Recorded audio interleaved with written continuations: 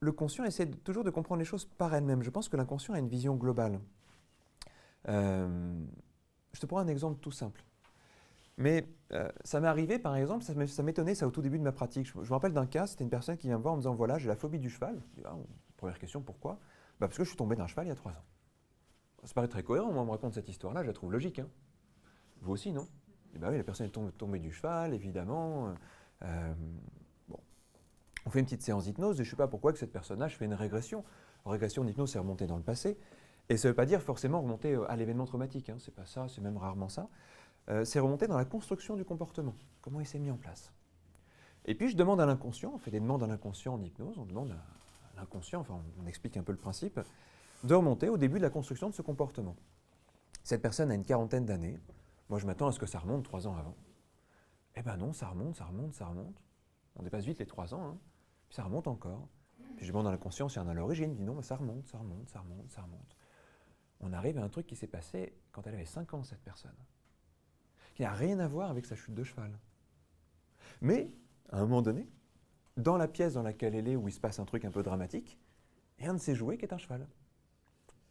Alors le lien, très indirect, hein, c'est un truc qui est posé là quelque part pendant qu'il se passe un événement compliqué pour la personne. Le conscient ne peut jamais faire un lien pareil. Mais à un moment donné, un événement bien plus tard, peut-être réactiver un lien, peut-être réactiver une association d'idées. Notre inconscient fonctionne par association d'idées, un peu comme dans un rêve. La scène d'avant et la scène d'après sont peut-être aucun lien cohérent, mais une association d'idées qui a fait passer l'une à l'autre. Et là, on retrouve ça. Alors, ce n'est pas le fait de retrouver, c'est le fait de se dire comment le conscient pourrait analyser une situation alors qu'il lui manque la grille de lecture. Le conscient analyse avec sa rationalité. L'inconscient analyse avec l'ensemble de l'expérience. Donc il a une capacité d'analyse qui n'est pas du tout la même que la nôtre. Des capacités de création d'association d'idées qui ne sont pas du tout les mêmes que les nôtres. Il y a très peu de chances pour que ton histoire soit un premier niveau. Que ça soit juste aller faire du bateau. Que ça soit juste passer à l'action sur ça. Il y a sans doute plein d'autres choses qui sont connectées à ça. Peut-être que je ne les connaîtrai jamais, sans doute que tu ne les connaîtras pas non plus. Et au final, ce n'est pas très important. Mais on va imaginer une chose, c'est que si ça existe, c'est qu'il y a une raison à un niveau inconscient, une logique. Une logique qu'on ne comprendra peut-être jamais. La plupart du temps, en hypnose, on ne cherche pas à comprendre. Même si on remarque, une fois que les gens ont changé, souvent après, ils ont des prises de conscience intéressantes. Ah, mais c'est pour ça. Oui, mais ça, c'est 2 mois après, 6 mois après, 1 an après. Qu'est-ce qui changerait concrètement si tu allais faire du bateau quand on a envie comme ça?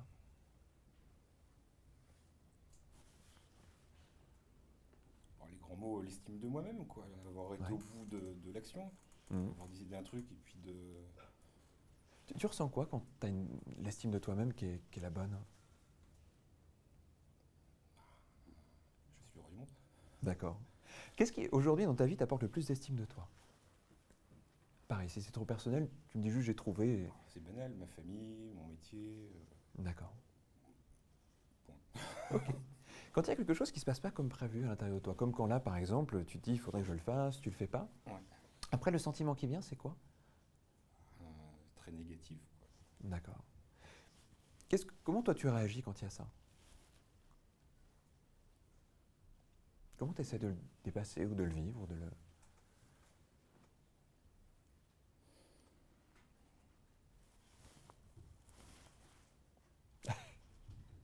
J'essaie de trouver une raison logique, quoi. D'accord. Ça, le conscient aime bien essayer de trouver des raisons logiques. Ça aide ou pas? Visiblement, non. D'accord. On va faire un truc. On va pas rentrer plus, c'est ce que je disais, dans une vraie séance, on parlerait beaucoup plus. Il y a plein de questions que j'ai envie de te poser, mais on ne va pas les poser là. Je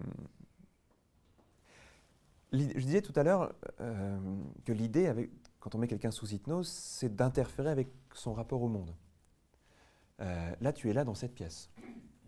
Si tu étais en train de regarder un film, tu serais sans doute dans un entre-deux. On a tous vécu ça. Je suis à la fois spectateur dans mon siège en train de regarder le film, et en même temps, je suis un peu dans le film. Et à ce moment-là, déjà, notre rapport au réel change, puisqu'on est en train de vivre une histoire qui nous est racontée, même de s'identifier parfois, c'est même souvent le but, de s'identifier à un personnage ou à un autre, à une action, à une émotion.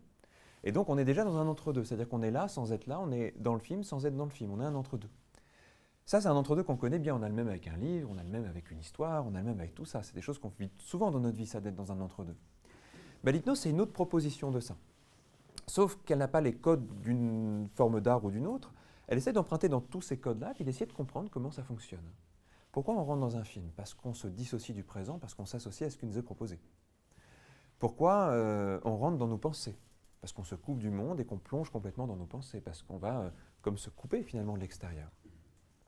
Il y a souvent ces deux possibilités-là qui existent. On va faire un petit test, et là pour tous les gens qui s'intéressent vraiment au fonctionnement de l'hypnose, c'est un test qui est très intéressant à faire aux gens qu'on va hypnotiser. Je vais t'accompagner dans deux directions différentes.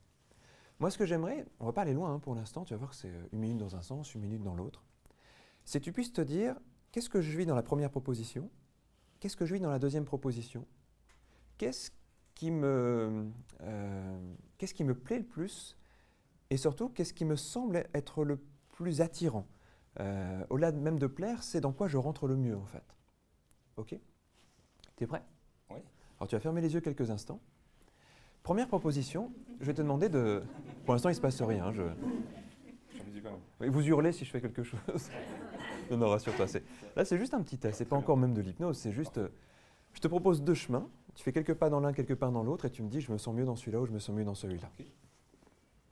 Prêt? Ouais. Ok. Tu auras la vidéo, hein, t'inquiète pas.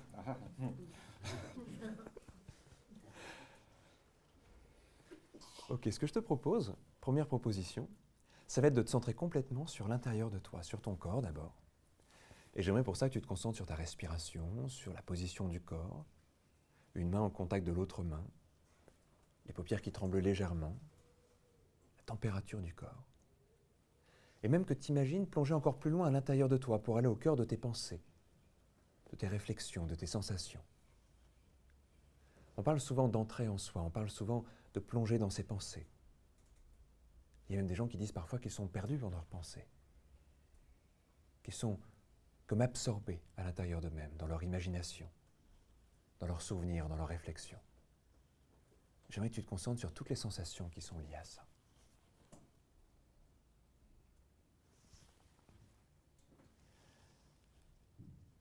Maintenant, tu vas garder les yeux fermés, je vais te demander de faire presque l'inverse. Tu vas te concentrer sur l'espace autour de toi. Les perceptions auditives, les gens dans la pièce. Comme si tu pouvais englober avec ta pensée, ton écoute, ta présence, toute cette pièce. Percevoir la luminosité derrière les paupières closes. Être particulièrement attentif à ta voix mentale et essayer de te rappeler même des choses que tu as vues avant de fermer les yeux. Presque ressentir chaque personne dans la pièce. Toutes les présences qui sont là. Comme englober avec ta pensée. Avec ton imagination. Être hyper attentif à tout ce qui est présent, même les sons très lointains. Une hyper présence à l'instant, à l'espace dans lequel tu es, à tout ce qui vit autour de toi, à tout ce qui existe autour de toi.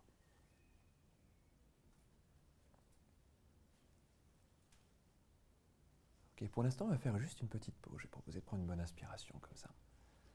Ok, lequel des 2 chemins t'as préféré? Le deuxième. Le deuxième? Qu'est-ce que ça t'a apporté de plus, ce deuxième chemin? Ça m'a retiré une sensation un peu angoissante. D'accord, ok, super. Tu vois, rien que ça, c'est très intéressant. J'en parle 2 secondes. Il y a plein de façons d'entrer sous hypnose. Il y en a plein. C'est comme si on disait... c'est étonnant, ça passe. Je lisais cet article tout à l'heure sur ce type qui ne s'est pas réveillé et tout ça, puis il y avait un expert, je ne sais pas très bien s'il connaît bien l'hypnose pour le coup, mais il disait oui, il y a des échelles pour mesurer la progression des gens dans l'état d'hypnose. Mais en fait, c'est très illusoire ça, parce que tout le monde ne rentre pas dans la même direction dans l'état d'hypnose. Plein d'états différents, ça serait comme dire il y a une forme de méditation. Dire non, il y en a plein. Il y en a qui sont centrés sur l'externe, il y en a qui sont centrés sur l'interne. Il y a des méditations actives, des méditations passives, il y a des méditations qui suscitent l'imagination, il y a des méditations qui suscitent l'arrêt des pensées. Ce n'est pas du tout les mêmes directions mentales. C'est pareil pour l'hypnose, et peut-être même en plus qu'il y a des chevauchements entre méditation, hypnose et tout ça. Mais ce qu'on remarque, c'est que tout le monde n'est pas sensible à la même hypnose. Quand Mesmer fait ses shows, par exemple, il fait un test pour commencer. Vous avez tous vu ça, j'imagine à la télé, que ce soit avec lui ou avec un autre. Il va proposer une forme d'hypnose et il va dire qui a bien réagi à cette hypnose, venez sur scène. Donc qu'est-ce qu'il a? Les gens croient qu'il a les gens réceptifs à l'hypnose. Non, il a les gens réceptifs à cette façon de proposer l'hypnose. Avec un autre test, il aurait eu d'autres personnes. Peut-être qu'il y a des gens qui auraient réussi tous les tests. Mais sans doute que tout le monde aurait fini par réussir à un des tests proposés, si on avait suffisamment. On est tous hypnotisables en fait, mais pas de la même façon. pas avec les mêmes outils. Ah oui, par exemple, c'est intéressant. La plupart des gens, alors pour bien faire l'expérience, il faudrait pouvoir maintenant la faire en sens inverse, commencer par l'extérieur et puis après aller vers l'intérieur. On ne va pas le faire là, mais ça serait intéressant de voir si le deuxième était mieux parce qu'il est arrivé en deuxième, donc comme une deuxième proposition plus facile à en prendre. On pourrait aussi se poser cette question-là, ça serait un paramètre à prendre en compte. Mais on a une première hypothèse en tout cas, c'est qu'il préfère être centré sur l'extérieur que sur l'intérieur. C'est intéressant ce que tu dis. Être centré sur l'intérieur, toi tu l'as ressenti comme chose qui était un peu plus angoissant. Et c'est vrai qu'il y a tout ce vocabulaire de plonger en soi, d'entrer en soi. Ça dépend comment on imagine tout ça. Quelqu'un qui a l'idée que l'inconscient est un truc un petit peu désagréable, rentrer en soi, ça ne donne pas envie. Ça peut se comprendre. À l'inverse, il y a des gens qui auraient pu dire à ce stade-là, « Ah non, moi à l'extérieur, ça me dispersait, j'avais l'impression de ne plus être à moi-même, j'avais l'impression de ne plus être présent à moi-même, j'aimais vraiment plus être centré à l'intérieur. » Moi, ça me donne un indice super important pour t'accompagner. C'est-à-dire que maintenant, je vais privilégier la deuxième voie à la première. Et ça ne sera pas la même séance d'hypnose que si tu m'avais dit l'inverse. On va faire un deuxième test comme ça. OK ? Plus moi j'ai de combinaisons qui fonctionnent avec toi, plus c'est facile. Hein. On n'est pas obligé de faire ces tests, hein, c'est pour vous expliquer un petit peu comment ça fonctionne. Premier test. Alors, je ne vais pas t'expliquer, je vais te le faire faire, c'est encore mieux. T'es prêt ? Fermez les yeux. Prends une bonne inspiration. Et ça commence. J'aimerais que tu visualises une couleur. Visualise cette couleur et tu peux t'amuser à l'augmenter en intensité, puis à la baisser en intensité.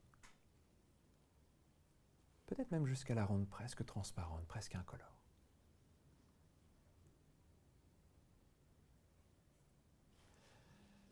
J'aimerais maintenant que tu te concentres sur un son, une musique que tu connais par exemple, ou le son d'une voix même. Et tu vas imaginer que tu approches et que tu amplifies ce son à l'intérieur de toi, jusqu'à ce qu'il soit extrêmement présent. Et juste après que tu le diminues, mais lentement, que tu l'éloignes et que tu le diminues, jusqu'à ce qu'il disparaisse.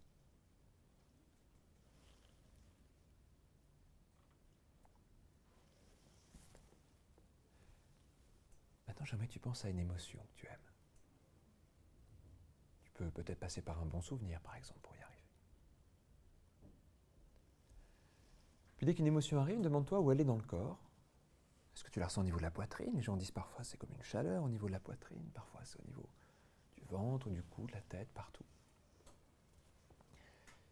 Et tu vas te concentrer dessus pour l'amplifier, cette émotion. Comme elle est agréable, ça doit être plutôt positif.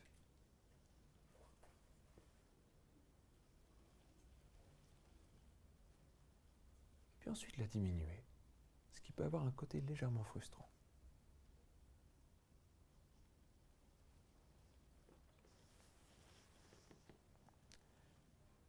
Et puis je vais te proposer une dernière chose pour cette deuxième expérience.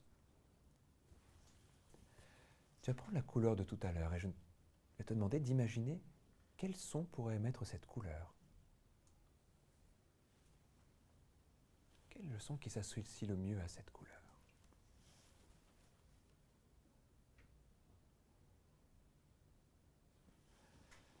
J'aimerais que tu penses à l'émotion que tu as trouvée et tu demandes quelle couleur a cette émotion.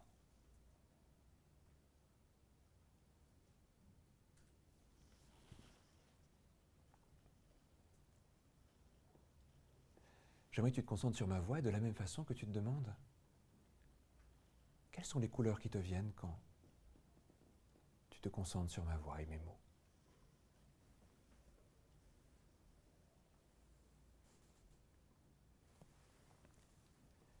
Et à nouveau, je vais te proposer de stopper là cette expérience et puis d'ouvrir les yeux. Ok, première question. Qu'est-ce qui t'a amené le plus de concentration et d'intensité ? Est-ce que c'était quand tu étais au début vers le visuel avec la couleur, ensuite vers le son, ou alors plutôt vers la sensation ? Le son a bien fonctionné. Le son a bien fonctionné, oui. Ça se voyait, alors je ne sais pas si pour ceux qui sont assez proches, vous l'avez vu, mais quand il était dans les sons, les paupières ont commencé à trembler un petit peu, on avait des petits micro-mouvements sur le visage, comme une intensité. Avec la sensation, apparemment, elle arrivait au bout d'un moment, la sensation ? Oui. Oui. Il y a toujours un facteur qui nous concentre plus qu'un autre, c'est sur les trois sens principaux, on va dire le visuel, l'auditif, le kinesthésique. Il y a souvent un sens avec lequel on est plus à l'aise, donc il va plus nous aider à rentrer dans une expérience. Et parfois même, il y a un sens avec lequel on n'arrive pas à rentrer dans une expérience. Alors imaginons, là je suis un hypnotiseur, je ne fais pas attention à ça, j'ai quelqu'un qui ne rentre pas du tout dans le visuel. Puis je commence à lui dire, imagine un paysage verdoyant. Elle dit, oh là, j'ai pas d'image, mal parti. Et du coup, il ne rentre jamais dans l'expérience. Ou quelqu'un qui n'est pas à l'aise avec les sons, à qui je dirais, maintenant c'est comme une musique, c'est comme une symphonie cette séance d'hypnose. Et là, il n'entend rien du tout à l'intérieur, il faut, oh là là, je ne sens pas trop concerné par ce qu'il me raconte, ce type-là. Donc là encore, on n'est pas sûr est-ce que la personne est hypnotisable ou pas, mais comment elle fonctionne, la personne, comment son cerveau fonctionne. Alors, on n'est pas obligé de faire des tests comme ça parce qu'on peut le repérer dans une discussion. Mais c'est intéressant aussi pédagogiquement de faire des tests comme ça parfois. Quand je t'ai demandé d'entendre un son ou te demander quelle était la couleur d'une émotion, est-ce que tu es arrivé facilement à ça? Le son, facilement. La couleur, ouais, il y en a une qui est arrivée. Oui. Ok. Ça a fait quoi quand il y a eu ce sens supplémentaire qui est arrivé? Quand l'émotion a eu de la couleur tout d'un coup, est-ce que ça l'a amplifié? Non, ça a mélangé les couleurs. Ça a mélangé les couleurs, d'accord. Quand le son a eu une couleur, est-ce que ça l'a amplifié? Est-ce que ça a créé quelque chose de plus intéressant? Ça m'a éloigné du son. D'accord, ok. Alors ça c'est intéressant, c'est un autre test, on a fait deux d'un coup là du coup. On va tester la capacité à créer de la synesthésie chez quelqu'un. Super intéressant ça. Il y a des personnes, et c'est plutôt là ce que tu me racontes, qui quand on leur demande de... Alors synesthésie, vous savez, c'est un glissement sensoriel, hein, c'est un des grands classiques de la poésie par exemple. Il y a toujours de la synesthésie quasiment, peut-être pas dans la poésie moderne, peut-être un peu moins. Mais il y a l'idée que tout d'un coup, un son va dire quelque chose, va avoir une couleur, qu'à un moment donné, une sensation va avoir une voix, on a tout d'un coup des sons comme ça qui se mélangent. A priori, un son n'a pas de couleur, mais il peut avoir une couleur, c'est une synesthésie. Et quand on propose à quelqu'un de faire ça, on va s'apercevoir s'il est capable de rentrer facilement dans la synesthésie, ou alors si ça remet de l'intellect et que ça le sort de l'expérience. Alors, on teste plusieurs choses avec ça, la capacité créative. On va tester aussi la capacité à lâcher le mental pour rentrer dans l'expérimentation. Parce que pour faire de la synesthésie, si on essaie de l'intellectualiser, ça ne marche pas. Donc c'est intéressant de tester ça aussi chez quelqu'un. Normalement, quelqu'un qui est bien rentré sous hypnose fait naturellement de la synesthésie. Mais pour y rentrer, par contre, quelquefois c'est un bon levier d'utiliser ça, quelquefois non. Est-ce qu'il y avait beaucoup de pensées pendant cette petite expérience? Plus ou moins que d'habitude, tu dirais, comme ça?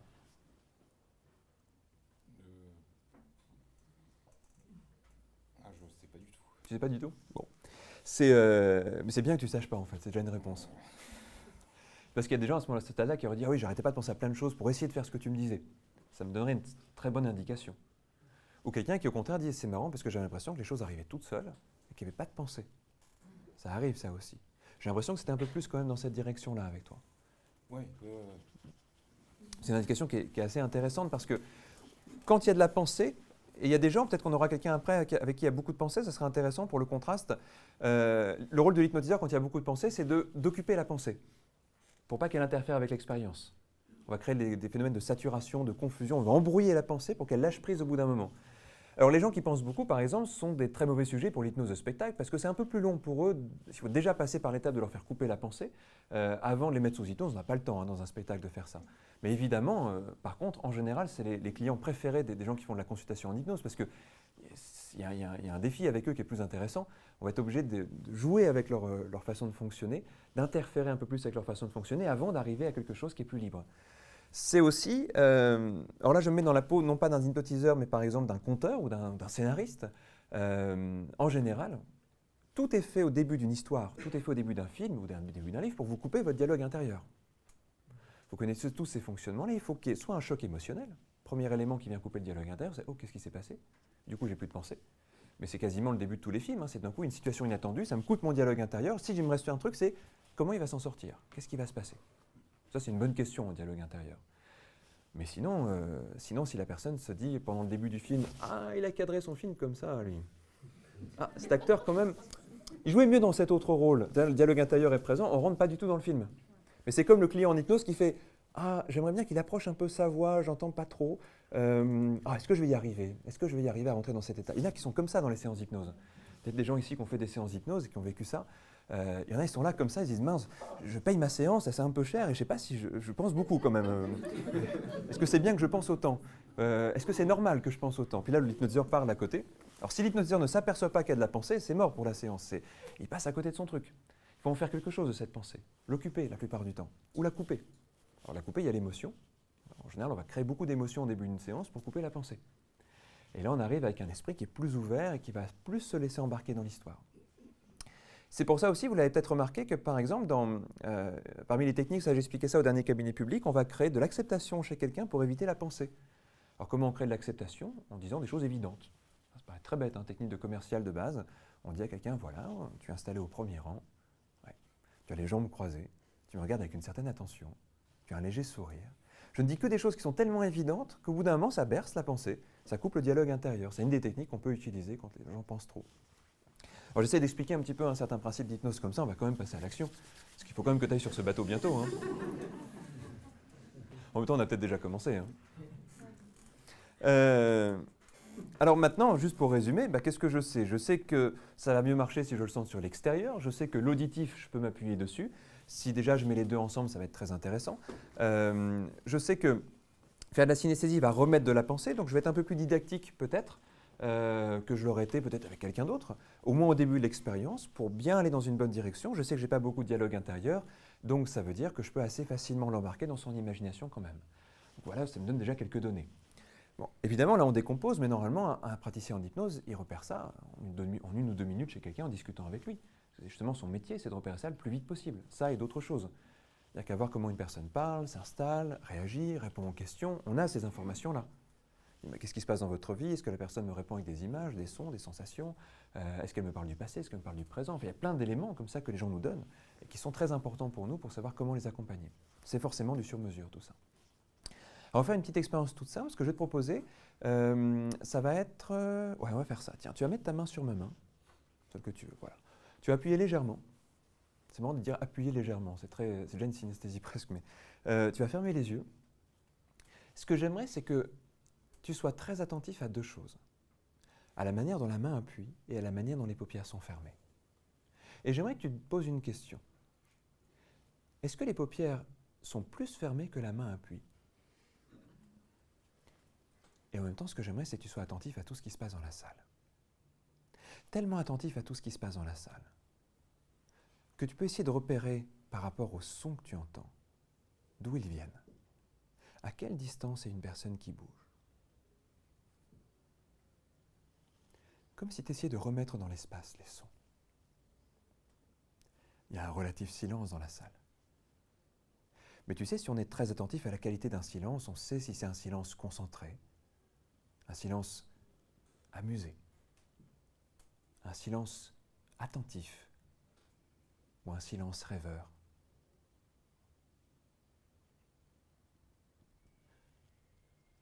Beaucoup d'artistes ou de conférenciers écoutent la salle avant d'entrer quelque part. Et ils savent en écoutant la salle, quelle est l'émotion? Comment il est ce silence? Est-ce qu'il y a de l'attente? Est-ce qu'il y a de l'impatience? J'aimerais que tu imagines que tu es toujours sur cette chaise au premier rang où tu étais assis tout à l'heure. Si tu étais sur cette chaise, tu entendrais les sons depuis un endroit un peu différent. Il y a une personne à ta droite et à ta gauche. Je ne sais pas si tu les connais. Je ne sais pas si tu as vu leur visage ou comment ils étaient habillés. Des images peuvent revenir, mais surtout,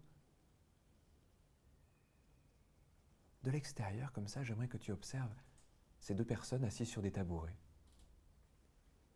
Il y en a un qui a les yeux fermés, une main posée sur la main de l'autre. J'aimerais que tu regardes et que tu écoutes la scène d'un peu plus loin. Ces mots te parviennent d'un peu plus loin, comme si tu étais 2 ou 3 mètres plus loin, à observer cette scène avec sans doute une grande attention, une grande concentration. Si tu regardes le visage de cette personne qui a les yeux fermés, tu vas voir que ses paupières commencent à bouger beaucoup, que les petits muscles autour des yeux commencent à se contracter. Ça semble s'intensifier même. On dirait que la température de son corps commence à augmenter, la chaleur corporelle, comme s'il faisait un effort à l'intérieur de lui-même, comme s'il était dans une forme d'intensité. Et si tu regardes bien attentivement, tu vas t'apercevoir d'une chose. On dirait que sa tête commence à bouger, comme si elle était en mouvement, comme si le corps était en mouvement, un mouvement de léger balancier. Et ça a l'air plutôt agréable. Presque quelque chose qui semble berçant, comme quelque chose qui devient légèrement, légèrement plus souple, de plus en plus souple à l'intérieur. Tu peux continuer à l'observer. Il y a une main posée sur la main de l'autre, mais regarde. Si tu regardes très attentivement, tu vas percevoir que la main appuie beaucoup moins que tout à l'heure. Son bras semble à peine reposer sur le bras de l'autre. On dirait que sa main est en train de devenir plus légère. Il y a un doigt qui commence à se soulever. Et puis on dirait que la main et le bras n'ont plus de poids, comme s'ils étaient presque posés là. Et c'est une sensation sans doute assez étrange à vivre. Quand on regarde comme ça quelqu'un qui rentre sous hypnose, on se demande parfois, qu'est-ce qu'il vit exactement? Comment il vit tout ça? Si tu regardes, tu vas t'apercevoir que sa main commence à monter toute seule. Toute seule. Comme si quelque chose d'inconscient en lui commençait à créer ses réactions. Quelque chose qui semble ne pas être contrôlé à un premier niveau, quelque chose qui semble être contrôlé à un niveau plus profond. Plus profond comme là où sont nos souvenirs, nos mémoires. Comme si c'était cette partie qui était la gardienne habituellement des mémoires, des émotions et des sensations qui étaient là au premier plan. Bien sûr, notre inconscient est toujours présent au fond, mais parfois on l'invite simplement à venir là au premier plan. J'aimerais que tu écoutes ce qui est en train de se passer pour cette personne qui a les yeux fermés avec la main qui monte. Une question va lui être posée et tu vas pouvoir observer son corps qui répond. Quand ton inconscient est prêt à rentrer dans cette expérience, la tête va sembler beaucoup plus lourde. Et elle penche. Tu peux le regarder. Et tu peux regarder comment sa tête apprend à répondre, comment son corps apprend à répondre, comment son inconscient se sert dans son corps pour répondre. Il y a quelque chose qui ressemble au rêve quand on est sous hypnose. On a longtemps pensé qu'être hypnotisé, c'était comme dormir. Mais je crois qu'être hypnotisé, c'est comme ramener une part du rêve dans le réel. Comme ramener une part de nos capacités de rêve dans un mode conscient, qu'on peut comprendre, qu'on peut ressentir et qu'on peut explorer. Dans le rêve, les mots créent la réalité. Dans l'hypnose, les mots créent du réel. Le mot « la tête est lourde », la phrase « la tête est lourde » crée une véritable lourdeur, un vrai ressenti, une véritable sensation.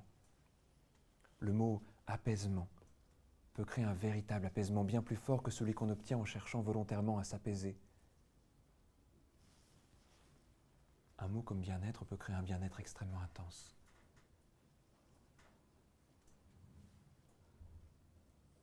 Assis sur cette chaise là-bas, tu peux te rappeler aussi de celui qui est sur ce tabouret, de ce qu'il a dit quand il parlait, de cette envie qu'il avait, de l'estime de lui-même que ça pourrait lui procurer. Et du fait qu'à l'intérieur, jusqu'à maintenant, quelque chose l'a empêché de vivre ça. Là, en étant ici, une certaine partie de toi qui sait tout ça, qui sait ce qui se passe et qui sait sans doute pourquoi ça se passe comme ça, cette partie de toi va arriver là au premier plan.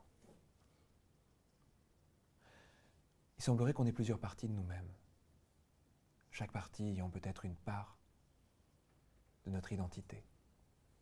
Un peu comme un diamant aurait plusieurs facettes, comme si on avait plusieurs possibilités en nous, plusieurs histoires qui cohabitent. Et parfois, certaines de ces histoires se confrontent. Il y a la partie de toi qui détient cette histoire et qui aimerait que tu puisses aller faire du bateau quand tu en as envie. Pour cette partie de toi, cette histoire serait cohérente, positive et intéressante. Et puis il y a une autre partie de toi qui détient une autre histoire, celle qui empêche d'y aller. Au-delà de la situation, il y a les symboles qui sont derrière, les liens qui sont derrière. C'est comme prendre la situation, aller ou pas aller faire du bateau, et plonger à l'intérieur et même aller de l'autre côté de cette situation, comme on plongerait de l'autre côté d'un miroir, pour comprendre autrement la réalité. pour ressentir autrement les choses.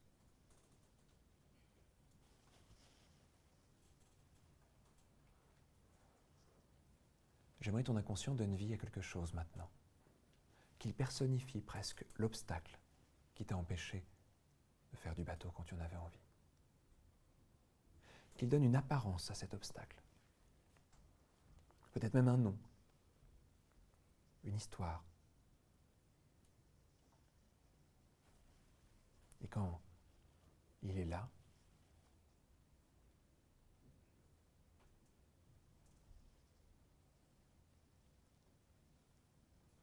tu le regardes. Et j'aimerais que ton inconscient se demande ce qu'il a à te dire et à t'apprendre.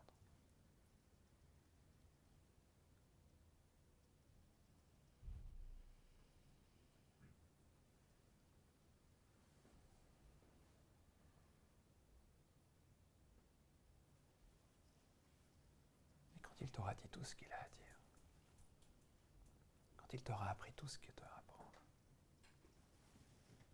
il y aura une première sensation d'apaisement à l'intérieur. Des émotions peuvent passer. Une connexion peut se créer.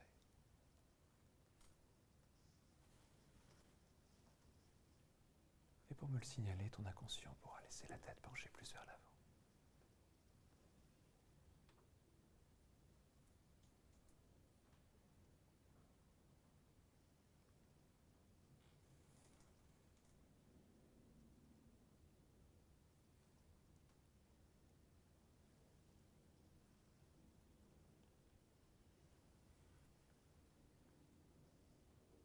Il y a plein de façons d'entreprendre un changement. Parfois, les changements se créent tout seuls dans notre vie. Il y a tous ces moments où on a appris sans même s'apercevoir qu'on apprenait. On pourrait citer tous ces apprentissages enfants, tu sais. On ne se rappelle plus très bien à quel moment on a su marcher, lire ou parler. Il se trouve qu'un jour, on a su le faire. Et qu'ensuite, c'est devenu naturel et qu'on n'y pensait plus. La plupart de nos comportements sont nés et se sont installés sans qu'on sache qu'ils se sont installés. Si on prenait le temps, on pourrait recenser des milliers de comportements qui ont disparu dans notre vie, sans qu'on s'en soit aperçu. On avait cette habitude et puis un jour, elle n'était plus là. Et on serait bien incapable de dire à quel moment elle est partie. Je discutais l'autre jour avec une personne qui me disait qu'elle avait eu le hockey pendant 3 jours d'affilée. Et puis c'est parti. Et elle était bien incapable de savoir à quel moment précis c'était parti, alors que c'était pourtant tellement contraignant. La plupart du temps, on ne sait pas quand quelque chose s'en va, n'est-ce pas? C'est juste que ça doit être le bon moment à l'intérieur. J'aimerais savoir si pour ton inconscient, après ce qui vient de se passer là, c'est le bon moment pour que ce blocage parte. Et si c'est le cas, le corps va être encore plus attiré vers l'avant. Comme s'il devenait plus lourd, comme si quelque chose se posait.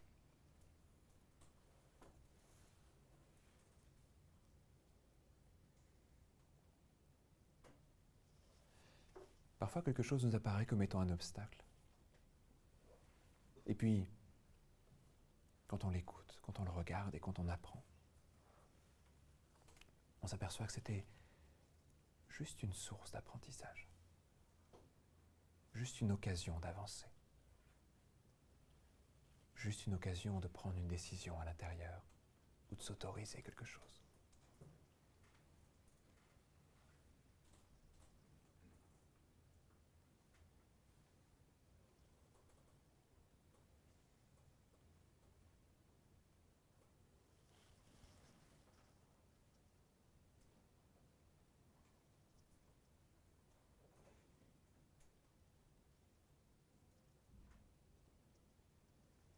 Et puis progressivement, une émotion peut commencer à se créer comme une sensation de libération.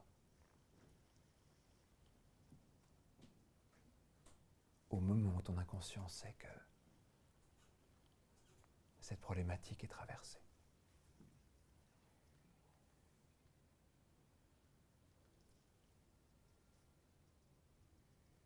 ça peut donner quelque chose de très agréable, très joyeux, très simple en même temps.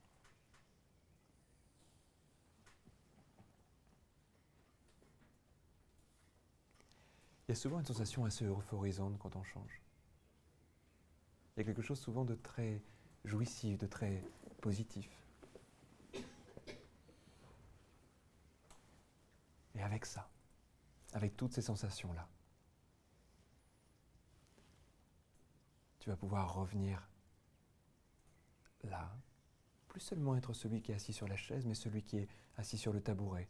Plus seulement celui qui regarde et qui écoute, mais celui qui entend à l'intérieur et qui ressent là. Celui qui a traversé tout ça et qui est bien présent dans cette pièce. Et avec tout ça, revenir au présent.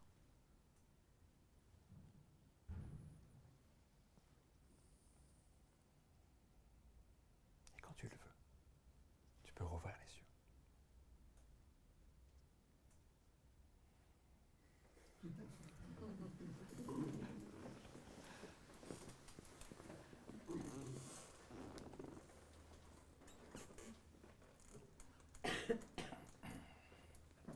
Bonsoir.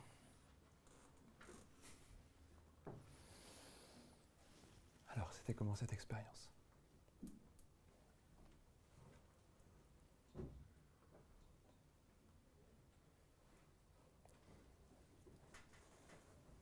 Troublante. Troublante ? Ouais. J'imagine qu'il y a des choses assez personnelles aussi avec tout ça. Ouais, bizarrement, ouais. Ouais. C'est ce qu'on disait tout à l'heure, on part d'un fait un peu anodin comme ça, même si on sent parfois qu'il est important. Ça nous amène à plein de choses.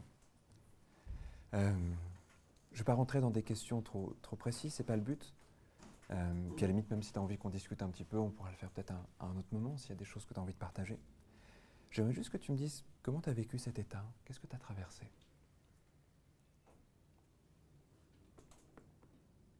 Il y avait une petite appréhension avant de partir tout à l'heure.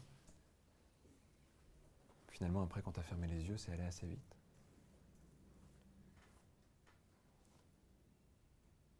Ah, c'est très bizarre.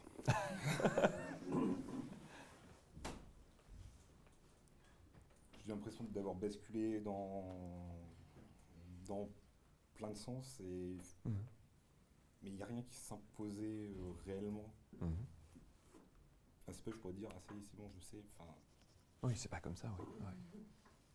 Je pense savoir quelque chose, même si ça me dérange en fait. Que ce soit ça. Que ce soit ça ? Ouais. C'est parfois le cas, parfois ce qu'on trouve et pas ce qu'on attend. Est-ce que ça t'indique des choses ? Est-ce que ça t'apprend des choses ? Je sais pas. D'accord. C'est intéressant. Oui. Quand tu penses à aller faire du bateau, là, demain, ça fait quoi, du coup ? Ou est-ce que c'est devenu un truc, finalement Ça me rend toujours aussi enthousiaste. Oui. C'est demain. Quand on parle de demain, c'est vraiment demain, là ? Non. Non, ce serait quand la prochaine fois où vraiment tu as l'occasion de le faire ? Faut que je regarde la météo. D'accord. Ce que je te propose, c'est tiens-moi au courant par rapport à ça, par rapport à ce que tu vis, ce qui se passe la prochaine fois qu'il y a cette occasion-là, ou même des réflexions que tu as après. Ouais. Oui. Je te laisse mûrir tout ça. Au moins que tu aies des questions, je sais pas. Non. Non, je t'ai plus. D'accord. Tu vois, la soirée n'est pas finie. Il se peut que ça continue à travailler encore un peu. Ouais, ça travaille beaucoup. Là. Oui, ça se voit. Ouais, ça se voit. Bon, merci en tout cas. Merci à toi. Merci beaucoup.